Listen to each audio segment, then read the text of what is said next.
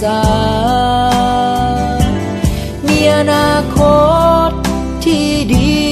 จริงจากมาเพื่อจะนำวิสาพัฒนาบ้านเกิดลูกอยากบอกพ่อแม่บ่ต้องเป็นห่วงอย่าได้ห่วงลูกนี้จะอดทนศึกษาห้ามเพียนภาคเพียนเฮียนผู้ใส่ตนให้เป็นคนที่ดีของบ้านเมืองของเอิญสั่งพ่อแม่อยู่บ้านนาลูกห่วงหาคิดฮอดอยู่เสมอจะบ่ลืมบุญคุณที่เลี้ยงลูกมาจะบ่ลืมเข้าป่าเจอใหญ่ซึ่งนึกในใจจะต้องตอบแทนบุญคุณจบภาคเรียนแล้วลูกจะหวนคืนมาคิดฮอดทุ่งนาพื้นกวางของเฮาป่านนี้เขาคงสักเลืองพุ่งเฮืองไปทั่วท้องนา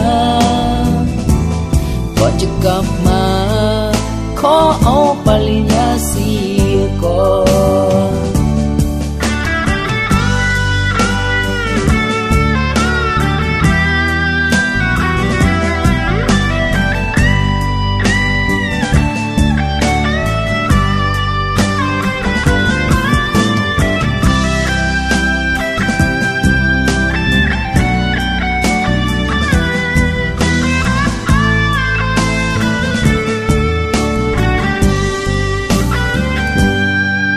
อยากบอ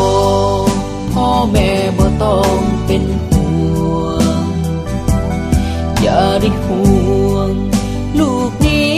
จะอดท